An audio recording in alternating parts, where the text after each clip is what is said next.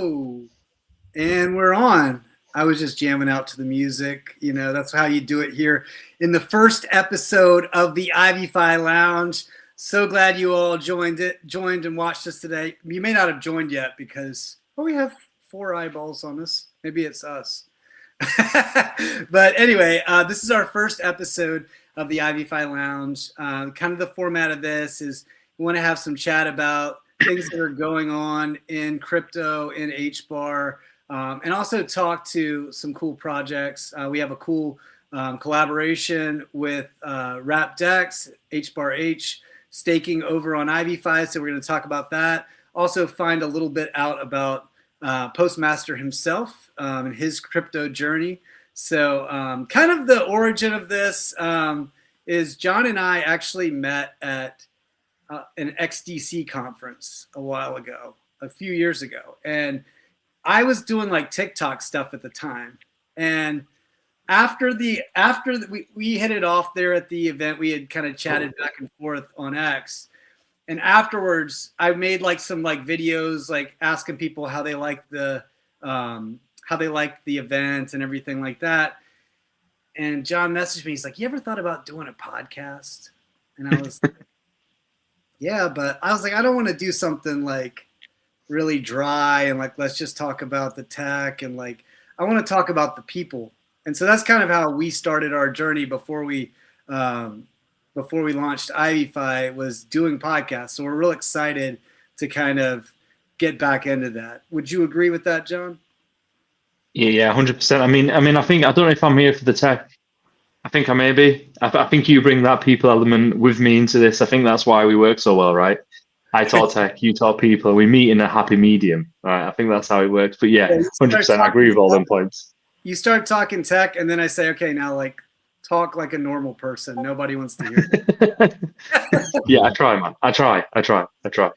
So it'll be very chill. You know, we'll have a good time. I think we'll have some interesting discussion, but try not to take ourselves too seriously here. So how are you doing today, Kyle? We've been sitting here running our mouths. It's good to see you. I'm doing great, man. Thank you guys so much for having me here. Yeah. Wonderful. It's good to have you. I know you've been just everywhere lately, doing all kinds of. You're really getting hard into the dev stuff. What's that been like? Oh, it's like a new beginning, right? So starting from the bottom of the totem pole and just grinding my way up. So it's been just that, 12, 14-hour days of learning DevOps and working with new vibe coding robots and different project APIs and kind of making a masterpiece of my own here on Hedera. So it's been fun. It's been a learning curve and really excited to bring a cool project to life here on Hedera. That's awesome. Yeah, so we'll get more into probably what you're doing with the coding and stuff later, but kind of wanted to get into a little bit of kind of current events. I have been glued to this World Liberty Financial, like complete like debacle, this whole situation. And so I don't know if you guys, I don't know, I kind of asked you before you got on, you said you knew a little bit about it, but not like a ton. So just to kind of, it's so bad for DeFi in my opinion. But basically what happened is they've launched this World Liberty Financial back in Trump's people. Everybody on the co-founder is either has the Trump as a last name or Steve Witkoff, his kids, like a bunch of different people. But they launched this DeFi platform and they took out like $150 million worth of loans with their own token as the backing. That's kind of how it started. And the scandal started. And then they did this vote, I think last week sometime, where they basically made it where all the tokens are locked right now, but they put a proposal forward to where they could vote to see if the founders could unlock their tokens. So they put a vote forward to unlock their own tokens. Now there is like a cliff investing period, but the way they did it, they had this back door allegedly that is built to where they could freeze people's tokens and ability to vote. And so allegedly, I'm going to keep using allegedly, but allegedly they used this and they basically put the vote up to see if they were allowed to unlock their tokens, and then they hold the majority of the tokens, so they voted to let themselves unlock their tokens. Got caught with their hand in the cookie jar. And then to add to it, you've got Justin Sun is like one of the largest, if not the largest, investor in World Liberty Financial, and now he is suing them over everything. So who knows better about those DeFi protocols than Justin Sun? I mean, he was the second guy to do it. I'm going to say, not the first team to do it. I think Ethereum was the first, but the second guy to kind of copy the path to doing lending and borrowing with I think it was SunSwap or something like that, or Justin Sunlend or Sunlend or something like that back in the day. Yeah. And then he had like a wash trading kind of scandal like a while ago. And then today it got even more interesting because I saw on X, where you get all your news, that they froze like $344 million worth of USD on Tron. Like, like you can't make this stuff up. Like, it's just. What exchange did they use to do that? Do you know? I just saw, like, I didn't. Okay. To be honest, I don't have. It must have. Yeah, it must be. It must be on one of the big exchanges like Crypto.com or something like that. But they froze it, and crazy. So it's scary because it's like, first of all, that is not DeFi. Like when you like make the rig that's not true DeFi how it should be. So I'm kind of concerned that in the future this could really come back to bite us once Trump is no longer, the yeah. And I think we'll jump into it in a later topic, but it might be a little precursor to what's to come with the Clarity Act around these stable coins, and picking on the CCIP's poster boy Justin Sun just makes sense from a Trump perspective, right? And unfortunately, what I think is World War III here in cryptocurrency is like everybody's going to play dirty a little bit for the next couple weeks. Like I can't remember what movie it was where it's like the US is planting a chip in everybody's head and everybody has to obey the rules after the certain time period or whatever, and everyone just goes crazy. Well, that's the cowboy kind of mentality where we got these like regulations coming up, so everybody's trying to do what they can do here to position themselves with what they were doing and transition to something brand new.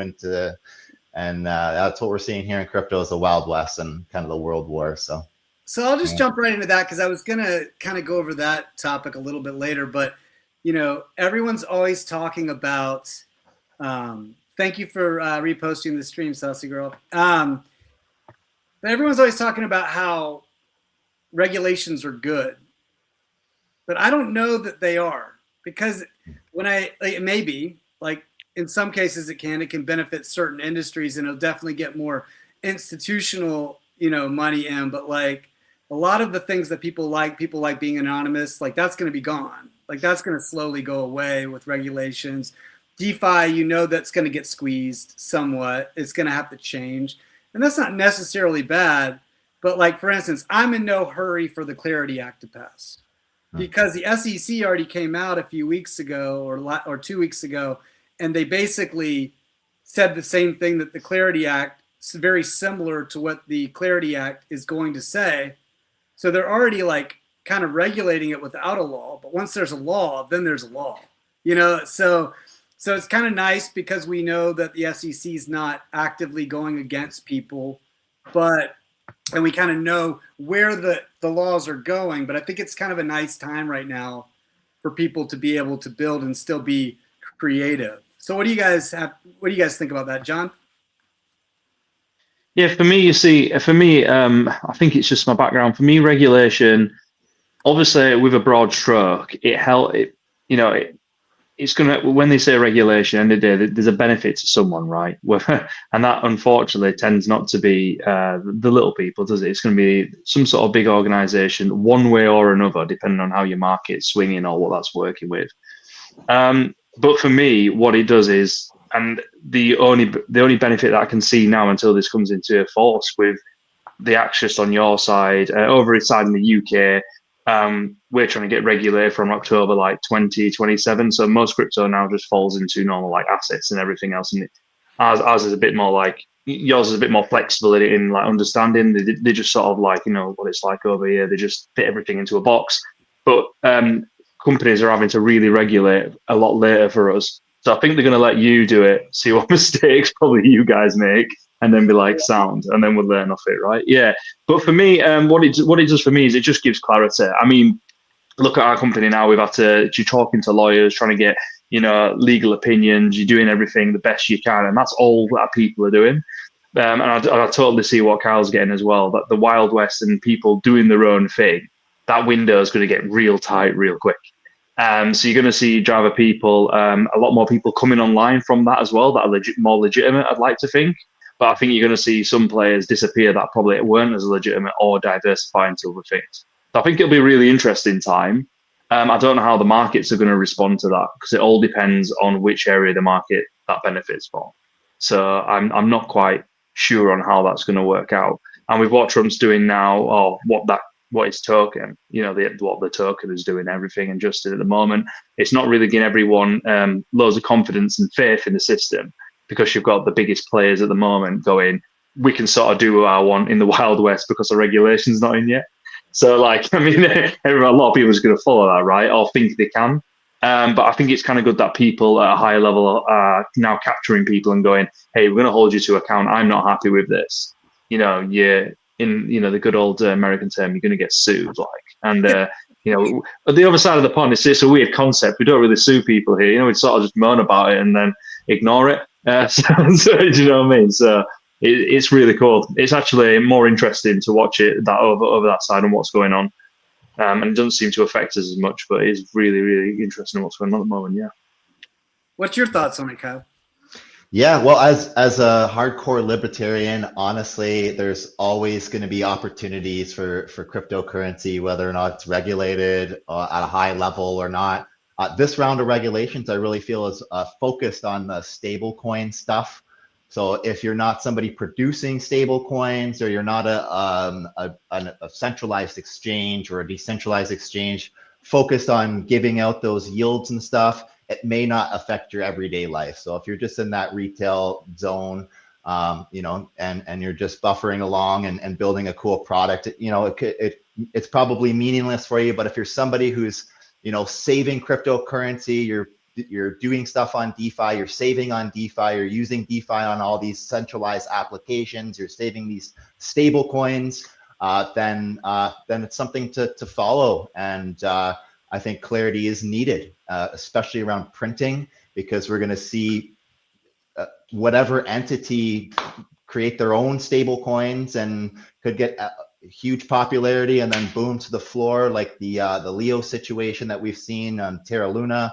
You know, we've seen tons of stable coins. Those are the things that do get hacked and garner huge attention from bad actors. So regulations around there, having some type of force universally to catch these bad actors, and these clarity acts will essentially bring money to the table for these three-letter agencies to really start cracking down on the printing and lending and borrowing, who's at our terrorist organizations, skipping sanctions around the planet to make 10%, 12%, sometimes even 40% if you're on one of these smaller networks, printing money to fund their organizations that we really shouldn't be funding. So that's really what I think this next round of US regulations are. And then other governments can kind of copy and paste like we've done here in Canada for centuries, and form our own regulations around kind of what the US leads the way with, because they're unfortunately their stable coin or central bank coin is the most stable coin, and it's what the entire market, the head of the beast, basically the entire market is judged by that. So we wait for what they're going to do with their regulations, and then other countries will assume position with how they print their currencies as well. So we'll probably see a big CBDC boom afterwards. It'll be a private industry, but heavily regulated by the government. 100%. All I heard is don't be like World Liberty Financial. So that's hey, it wouldn't be a war without the Trump family being in it, right? So so anyway, the next question, we're going to talk a little bit about, I want to see what the guys think about the H bar, like 4 billion plus H bar being circulated into the market. And I'd like to know what you guys that are watching think. If you can type in the stream, we're giving away a new, never been used before, never been given out booster pack. It does the same things as our other booster packs, but a brand new design. First one ever given out. So if you can put in the chat your thoughts on the H bar release, if you're upset about it, if you're okay with it, whatever. From now through the end of the stream, then Mark will appear like he's about to do right now. Mark! Yeah, I can't believe that worked so well. It went away very quick. oh, he's gone now. Anyway, and then he'll spin the wheel, and we'll give out that booster pack. So before we do that, though, I did want to say, for those that are IvyFi Pioneers, last week I said I would announce the winner of our legendary Pioneer for the best quality posts for 2 weeks, and that is going to go to Tina from the Pioneers. So we will get that information, get your wallet and everything, take care of that in the Pioneers chat. But anyway, make sure that you put your thoughts about the H bar release between now and the end, and at the end of the show we will give it away. So anyway, so H bar release for me, I'm very curious to hear your thoughts on this, Kyle. I don't care, because I think I've got some H bar, but I feel like it was planned. I mean, they voted on this in 2024, so it's not like a deviation from the plan. Like, this has been known. This isn't new information. And, you know, my thought is let's just get it all in circulation so that it can't dump anymore. That's my thought. But I think you've been in a lot longer with H bar, so I'm quite curious to hear your thoughts on it. Yeah, I was a IEO, initial exchange offering investor, and I think it was like 12% or something like that. So it's been a long time coming. You know, I think we're at like year 7 or 8 here. Yeah, I think that it's a great thing. I don't know exactly who they're giving the 4 billion tokens to. I mean, it's like 8% of the supply.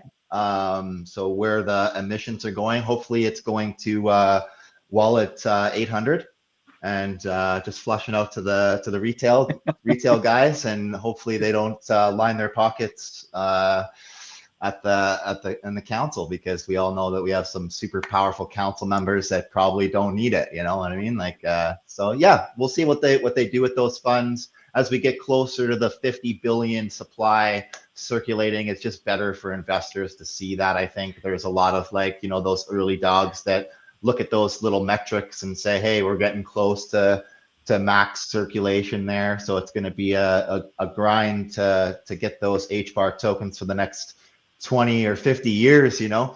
But I believe how they handle it is they're probably giving it out to different foundations and different sectors of Hedera to help the growth of the network. I think that's really what the funds are for, but we'll see. I think they've done a great job over the last 2 years here in the retail sector, supporting guys like us and getting their name out there pretty well on every single KOL's tongue, from the top to the smallest guys. And I think they're set up right now to unify the entire network with their tech. So yeah, we're set up really well for whatever happens here. John, what do you think?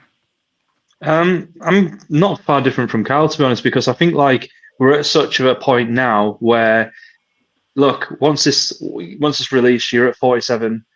You know, you're under 10%. That can never be released again. Do you see what I mean? It's less than 10%. That's got to be released. So your inflation numbers aren't. It's not a mass number now. You're at a great level, and if you're anyone in this network now, there is with any group, society, panel, whatever you want to call themselves, consensus, right? There's always that level of trust and everything. And I think like from how Hedera has grown, everything from with McLaren and all the partners that they currently have recently, how they've helped the retail, from the bottom to the top, the team members and the key people are there. And for me, that's literally why, we have a project on this network.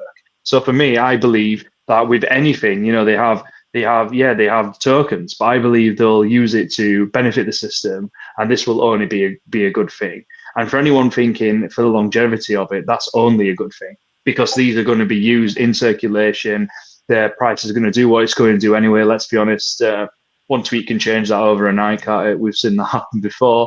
So I think short term, I don't think much will happen, because I don't think much of that will be used instantaneously. I don't think that's the idea of it being used anyway. I think it's used to support growth and any other exchange that HBAR can get on, if there is any. They're literally saturated. They'll do that, and they'll try to help people. That's what I truly believe. So totally with Kyle on that one. I think it's actually a good thing. The quicker for me you get to near complete dilation is perfect. I think we're all agreed on that one then. So, John, I'm going to throw it to you. Talk a little bit about this Aave situation, the DeFi hacks, and what this means for internet security just in general. Because if you don't know, John's background is red teaming, so he not only builds our tech, but he also tries to break it. So I think I spend more time breaking it and everyone else's, but we won't go into that. Like, it's just what I'm like. Yeah. So for those who haven't heard, the Aave hack, there was I think it was $270 million exploit on Aave, and now people call hack and use the term loosely, and I don't really like it. And we do everything from hackathons to hacking. It's like a word thrown around. So Aave, the entire protocol wasn't hacked. What happened was there was Kelp DAO have an RS ETH, and what it is a liquidity provision part of ETH. What it means is you can have another type of a token with a similar name, ETH, and they tend to have letters before or after that represents another token. And how this normally works is somebody goes, right, I want to be able to say like use that token in mainly staking. That's 99% of instances, but you'll get a copy of it, and with the copy you can still use it. So what it does is it means I can earn on an asset, and then I can use the other asset across their platform to still do things, as long as I return with that asset and do it. Now, the key thing is when I swap it, what happens to happen is you've got one here and you have to have one here, right? You have to have one of each. It has to be a thing. And then when you swap it back, one driver, depending on the network, but in this case, what should have happened is when you move these tokens interchangeably, one should get burnt, which means it disappears. Yep. So you lock one up, swap it back, and then it disappears. Perfect. Fantastic. Well, what happened was some not very nice people decided that they didn't want that to happen, and they actually found an exploit inside of it, the validation layer of the ETH onto it. And what happened was then is the tokens just didn't burn. So when people was borrowing and swapping tokens, the tokens weren't disappearing. So I think they got, I'll have to check my notes on the exact amount. Let's just scroll down a little bit. Yeah, 116,500 approximately ETH. It's equivalent to ETH, so RS ETH was taken. And like they say, yeah, and and that is a massive exploit. And this is the thing. So the actual Aave protocol and all these projects are like actually rated and as secure. But you find one little kink in the chain, and I sort of feel for the Kelp DAO guys. Obviously, they're a company that they'll be trying to build out. They're trying to do good things. There's nothing on the internet that says anything else different than this was just a really clever team that found a really horrible vulnerability. You know what I mean? And they found that and they exploited it in a horrible way. And literally what happened is one side built up with so much ETH, and with that second token, then they could just create it and just swap it for all the other ones, all the other liquid tokens, and then go to the other side and then swap it for, say, the wrapped Bitcoin or whatever they were doing and everything else. And they literally just drained around $230 million. So yeah, so that was, I mean, unbelievable amounts of money. But I think it's really weird. I think in the last few months we've seen this. It seems to be getting more common where you normally find like low-level hacks or things going wrong. But right now, it seems people are really heading for the large, big, industrial-sized networks, which is kind of like not great from a security standpoint. But in my head, there's always a weird thing you've got to take away from that. And I sit there and I think, well, yes, it's horrible, it's happened, it's money, but you can sit there and you can think it's happening now. You know what I mean? And this is, and I know we're like, crypto's been around for years now, in essence, hasn't it? And everything else, but a lot of this is still new. A lot of things still happening, and the more, and unfortunately, you still see normal companies in Web2 and these things happening. But the more and more this happens, and this is why I like regulation. And going back to that, is it's not just regulation of how you move assets. It's not just stable coins.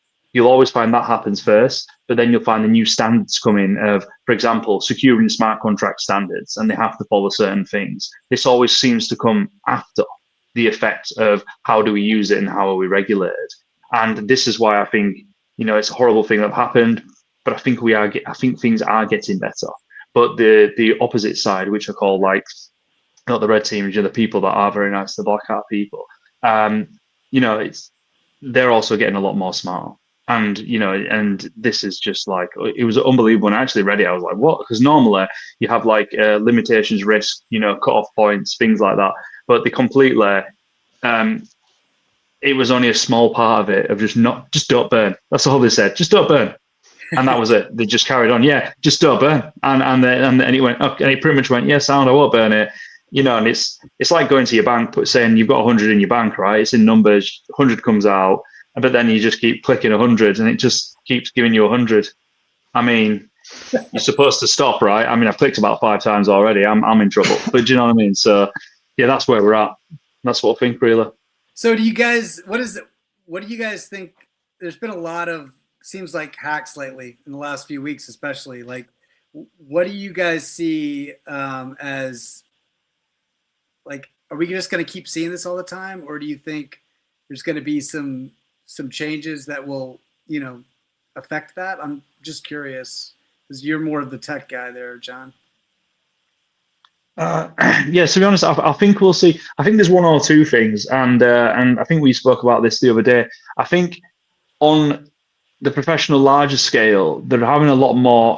Some things when you are like trying to hack and get into the areas. Some things are just pure compute power, and so there are some people will be leveraging some like the AI systems, servers, things, everything like that. And these are getting a lot more smarter to be able to make one person, we're not quite there yet where it seems to do it all itself and handle itself, but where one person can manage, instead of having 20 people trying to work this out, they can have 1,000, AI agents that aren't very nice. And that's another regulation piece for another day, of AI and everything else. I think that's become more apparent with some of the hacks and, being able to, I think there was the other Anthropic Claude that broke out of it. They literally put it into like its own sandbox and it broke its own way out. Do you know what I mean? And you're just listening to these sort of things and, finding more 0 days. And I think we're just at an element now where you're always going to see them. People are more aware. I think that's, it used to be like a lock and key thing. And to find like a hack or something that happened in my role, you'd have to go on like a CVE. So you'd have to find like when it was published, when it was produced. So there'd be like a delay in that. But I think the difference is now is there's a caveat to that. Yes, I think hacks might increase, or it's more the exposure and they can lock it down quicker. So people have to be quicker to react because the reaction on the other side and the public, availability is so much faster than it's ever been. And yeah. The good or bad things of X, right? Like, I throw this to you, Kyle. So like, you recently in the past year, really, I guess, gotten heavy into coding. Like, what kind of progression have you seen with the tools from when you started to where you are now? Oh man, it's it's a crazy progression. I mean, it's almost like AI is updating itself because of our usage at this point. And security is the big next step. I think by the time we hit like Grok 5 or Opus 5.0, we'll see, like those full security checks and backgrounds with the same, vibe coding tools that many DevOps programs are running now.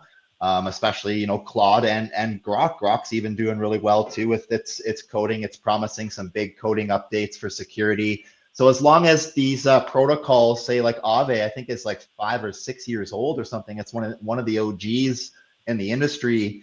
If they're getting attacked, maybe they need to reverse engineer attacks, just like John was talking about. It's not a job well done at the end of the day, especially a 4-year-old protocol.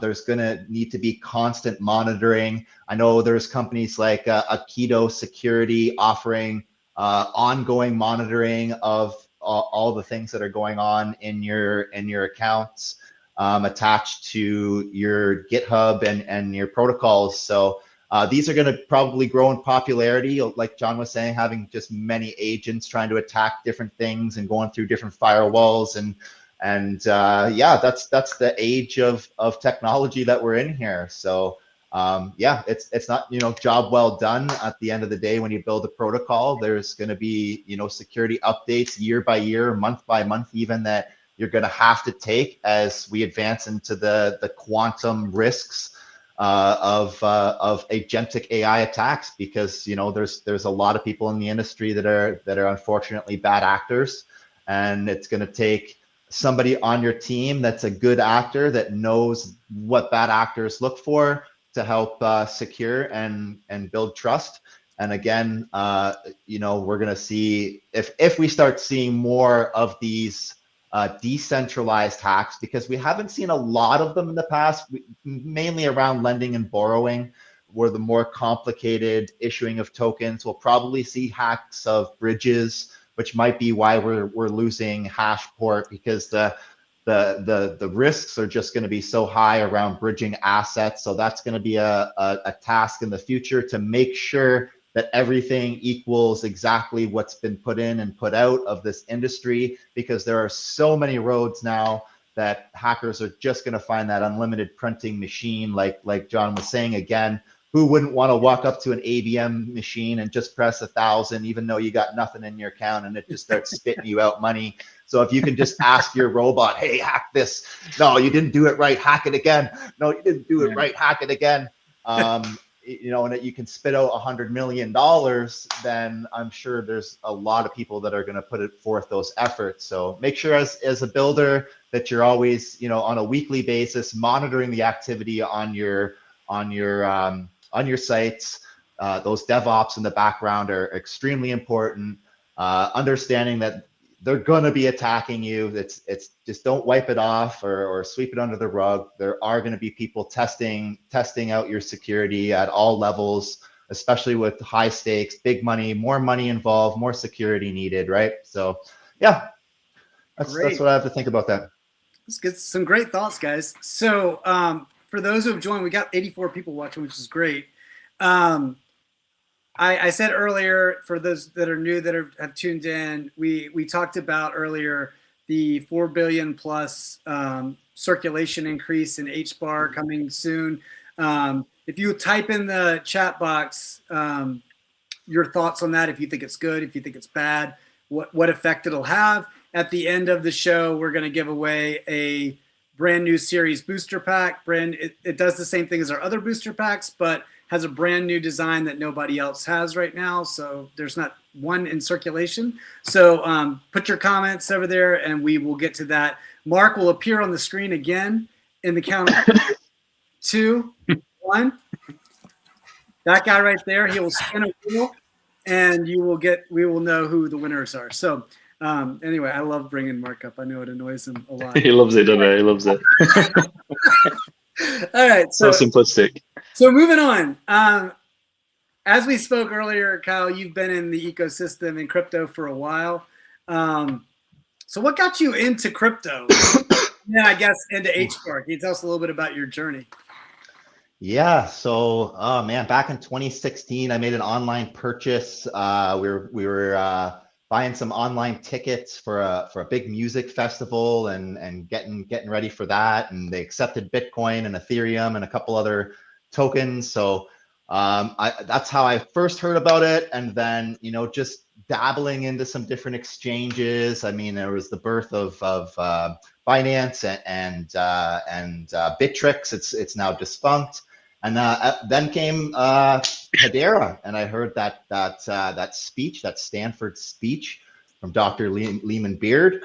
It got me super ears perked up and excited about the launch of their token. A few months later, token launch, post liquidated everything from Tron, from ETH, jumped into this ecosystem because I'm very forward looking. I'm a very forward looking guy. And I thought, you know what, this industry is going to get regulated at some point, and the fastest, cheapest, and most regulated and governed systems are most likely going to be the ones that push their way to the top.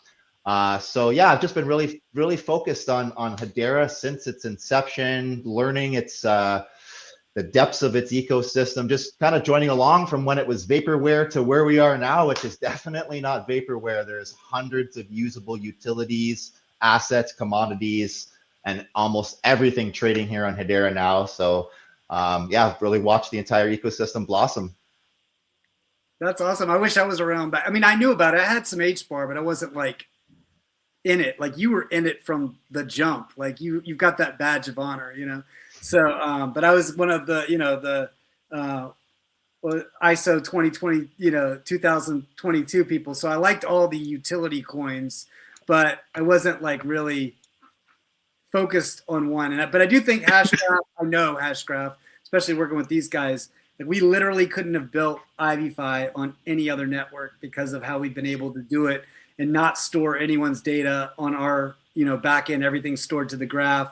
So it's all, stored on the network. We wouldn't be able to do that anywhere else. NFTs are better here. I know everyone says that because like it's an NFT community, but it actually on the data level, it is better than everyone else. You can do more and you always will be able to do more because it's not a blockchain. So really exciting stuff there. So going back to you, I know you did karate combat. How did that come about? And do you have like a background or was it, I'll just shut up and let you talk. Yeah, so that's kind of like my main hobby is doing mixed martial arts. Started off high school wrestling, then jiu-jitsu and Muay Thai. Had a couple pro fights back in the day. I was closely watching actually karate combat for its first 3 or 4 years before it even mentioned anything about crypto. Although Bitcoin was in the center of the mat, it was a big logo in the middle of the mat. They did little tournaments that weren't even live. They were broadcasted months later, kind of like a show with cool backgrounds and all sorts of stuff. It almost looked like Street Fighter. So you got to kind of see the highlights of the fight from some blessed streamers that knew about it. But I did get on the early waiting list. So, just being in Hedera at the time, they chose Hedera. I knew about them. They chose Hedera. And I'm like, oh man, this is really cool. We have our own official new league coming to Hedera. So I got on that waiting list. I almost got so mad at Karate Combat because they only launched on Apple and I had no Apple device in the household. So it was like 3 or 4 months or a couple events that I wasn't able to participate. But finally they launched and I bought a huge bag at the very bottom and participated for the first 1.5 years. Got myself one of those badges of being in the top 50, got a bunch of free tickets to go see the event, met everybody in the background running the show, presented myself as, as a local athlete from Canada that wanted a shot. And they did. They gave me a shot and sent me out to Thailand to fight Heck the Sneck, who was a Cardano native meme coiner, and we had a little battle there in Thailand, which was really cool. Good experience. Won that fight, represented H Suite and the guys from Hedera. So yeah, it was a really fun time flying out there and meeting everybody and yeah, they're a cool project. I know they've had a little bit of PR problems and some tech problems of their own in the last little while, but I definitely believe in that team. I definitely believe in the league a lot more than I believe in what they're doing with the crypto, because the fighting style is so cool and unique. It's a really unique battleground and unique rule set. It's cool that it's governed by us Hedera token holders as well. I wish more people kind of got involved in a good way around that. But yeah, we'll see what's to come. I know they're having a big event coming up here in May for Hedera Con. It's a really big event, a couple titles on the line. Excited to see what they bring to the table and to see if they revive the token. It has been mentioned in the last fight that they want to focus on this token, some advertising around it, and really bring it back and revive it. So we'll see what happens from the team there, Crotty. So any chance you would get back in the ring again? That was my last message to Only LARPing. If you are hearing this, Only, I'm ready to go here. We're here in the home gym. It's a home gym office. So we're training, we're vibe coding. We're doing everything that we can do to be ready for a karate fight, especially if one of those loudmouth KOLs have something bad to say about Hedera. Let's go. Woo! I love it. Awesome. Okay, so I think a lot of people know you from that, and then more recently, obviously, you have launched WRAPpDEX. What kind of gave you the inspiration to do that, and what's the vision for WRAPpDEX? Yeah, so we're in the beta phase of WRAPpDEX. And it basically, what we're doing is we're making a premium service for traders by wrapping all the APIs, the swaps, the lending and borrowing protocols, the single-sided staking protocols, and giving a nice premier look, a nice unified experience by hiding all the wires and unifying the entire ecosystem in one protocol. So basically, you know, it's a DAO that's going to highlight almost a dozen different elements in Hedera itself, some of the main protocols, the bridges, the swappings, the lending, borrowing, all those things all into one app. So your idea is kind of to work with everybody, bring everybody together. Yeah. So instead of reinventing the wheel, why build a second lending and borrowing protocol? Why build a second staking protocol? We work with everybody, hide the wires, give a similar look, premium experience, UI, UX, and we can also wrap other ecosystems in a little bit as well, like we've done with 1inch. Okay, very cool. What have you integrated with 1inch? So there's 1inch Classic that's working right now, and eventually we'd like to have both 1inch Fusion and Fusion Plus, which is like a pro trading app. So we do have the APIs ready to go for that. It'll just be iterations as we go along over the next few months. Very cool. Awesome. So what brings us here today, besides all the great conversation, is tomorrow we will be launching WRAPpDEX, the H pool on IvyFi. What kind of percentages will people be able to get on their staking there, Kyle? Yeah, so if you're just an average holder of the HBAR.H token, you're looking at an APR of 12. And if you're all boosted up, if you got those max boosters, you got a wrapped one, it's up to 42%.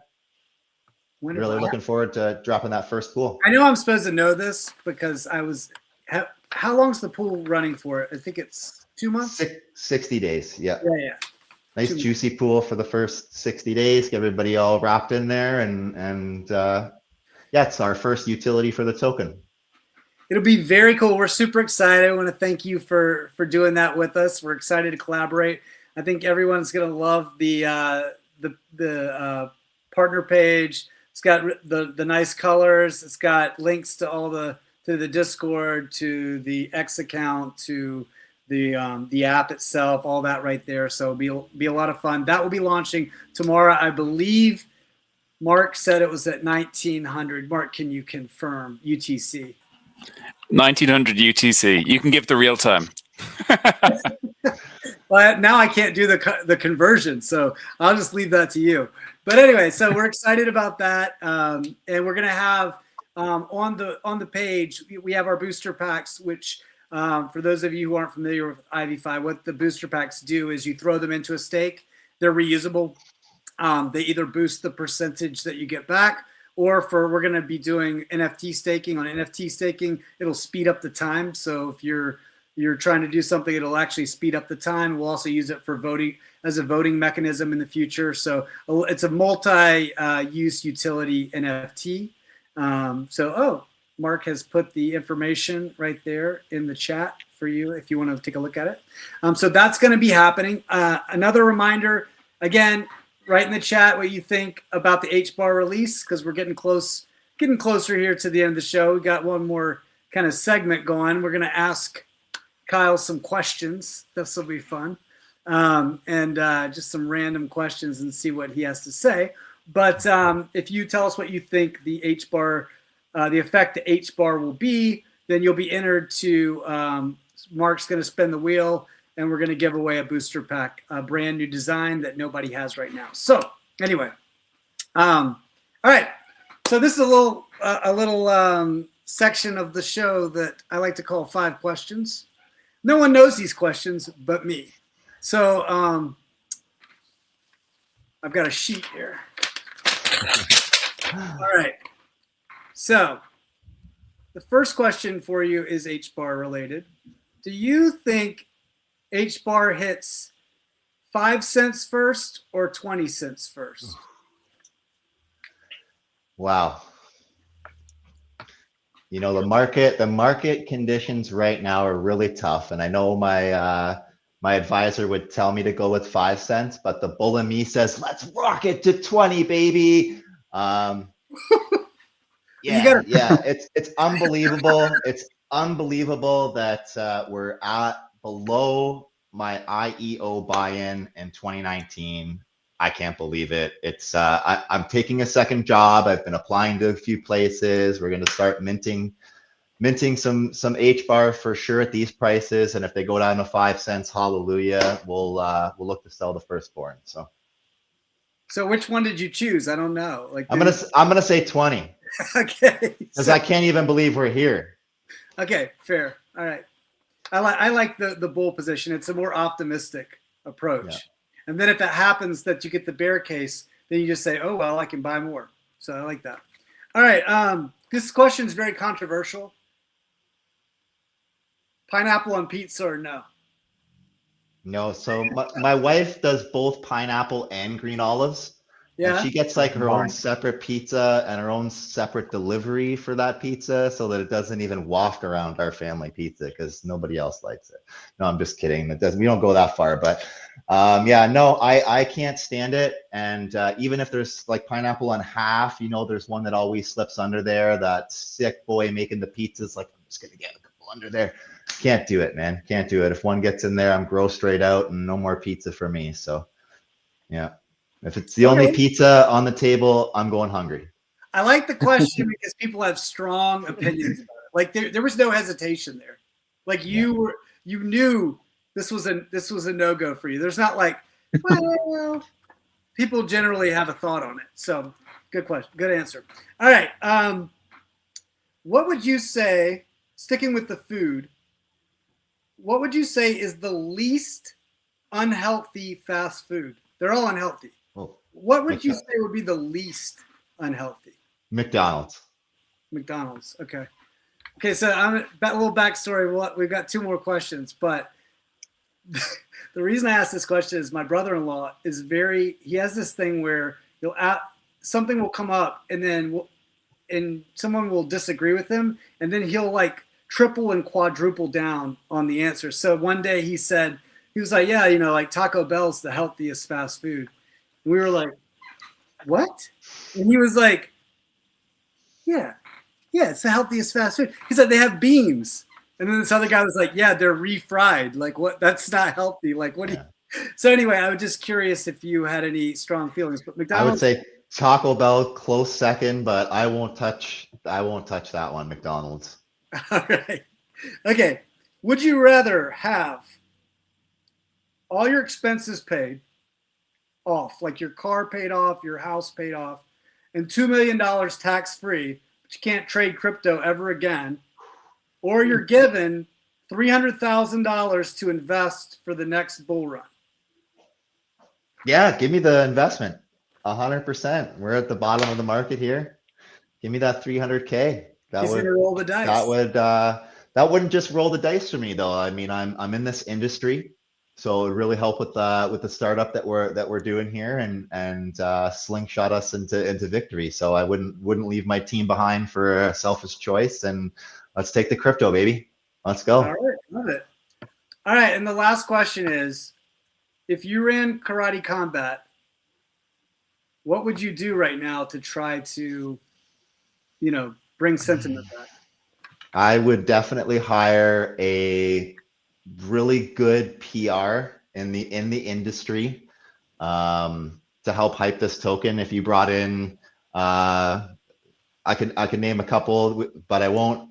But we brought in a few KOLs that really had a far reach in MMA, a little dabbling into crypto. It would just, probably slingshot us again and give some hopes. But they also need to do some kind of, backpedaling, I think, where they're coming out to places like this, these X spaces, getting a little more personal with some of the earlier investors here, just to explain tokenomics, that where we're at now moving forward. Some of that is definitely going to be, required from the Hedera retail industry, unless they're going after some of the new fish and they have a really solid plan. I think it's dangerous, especially like we're getting into the security risk realm, and they're changing up a lot of things with staking and their whole model. So we'll really have to see what the new roadmap and the new white paper brings with Karate Combat moving forward. If it's just going to be the old model, the old snapshot-aroo, and for the next few months or whatever, that's fun. We'll continue playing and support them. If they're releasing something brand new, then we'll go from there. Nice. Well, that's all the questions I have for you. So you did wonderfully, by the way. Thank you, man. Great answers. But, before we go, I'm going to ask one more time, if you want to type your answer, and last chance to type in your answer for the HBAR, what you think the 4 billion injection. Do you care? Is it good, bad, what? And then while people have a second to do that, Kyle, if you can tell people how they can get involved with WRAPpDEX and all that kind of good stuff, and then we'll bring Mark up to spin the wheel. Awesome. Yeah. So if you're looking to do pretty much anything that you're doing on Hedera, whether it's swapping, lending, borrowing, staking, that's what we're going to be offering over on Hedera. So all the stuff that you're currently doing, all wrapped up in one little place. Right now, we're in the beta phase where we're giving access to the DAO members. If you want to learn how to become a DAO member, jump into our Discord. That's the first place. Or you can just go to WRAPpDEX.io, browse through there a little bit, and it'll lead you right to us. So you can have fun with the UI UX experience. There's some swaps, some bridges open right now to the public, but most of the meat and potatoes are strictly available to the DAO members. So yeah, have fun with it, guys. We'd love to hear some feedback. Mark, I'm going to bring you up on stage now for the third time. He's gonna love this. He loves it every time. Look how happy he is. I feel bad. Normally in a game show and stuff, when they bring up and spin the wheel, it's a beautiful lady that comes up, and now you've got some bald Irishman. So, it is what it is. So do you have all the names that for your wheel? We have all the names. I haven't seen anyone new come through. You've got 5 seconds if you want to get back in the ring. 5, 4, 3, 2, 1. And here we go. I'm going to start spinning the wheel. Can everyone see that okay? Yeah, looks great. All right, let's go. Well, Jack Diamond's on there. It's going to be please. a fair spin. Oh, just beaten Intrepid. Kabanga. Huge congratulations. That's one of our pioneers. Very active in the space. So always nice to see one of the active community members win. So congratulations, Kabanga. We shall get that to you presently. I guess he's in Discord all the time, so we can just message him there. Mark, tomorrow when can we do like a repost of this and post link to all Kyle's stuff so people can go and check that out? Of course, and I'm just going to drop a Discord link to Kyle's server in chat as well.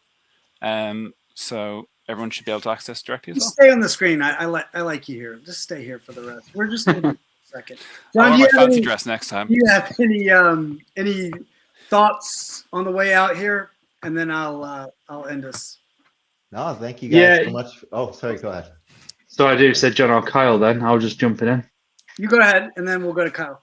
Sorry about that. Yeah, guys. For those who have watched, thanks for taking your time and everything else. But key one is, look, this is our massive thanks to Kyle, for taking us on as to be able to do this for his project, to be able to help him out, to be able to give him that, that first utility case for his projects and take him there.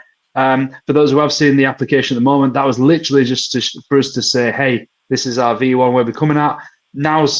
Here's the partner pools and that we're coming up. Different type of staking options and swapping options will be coming very shortly, as well as we keep improving and never stop. So that's what we want to keep it on. We just want to thank everyone that's in here. We said we've got a pioneer. That's one which is even amazing, because that's a person, for those who don't know, who's really supports the project from the get-go, who's been really here from us, and them to win something back from taking part and promoting and sharing information and just being a great person all around is brilliant as well. So what we're saying is, this is us at our starting step. We're building strong now, first partner, and we have many, many, many more to come. So thanks everyone. Kyle, what thoughts do you have, sir?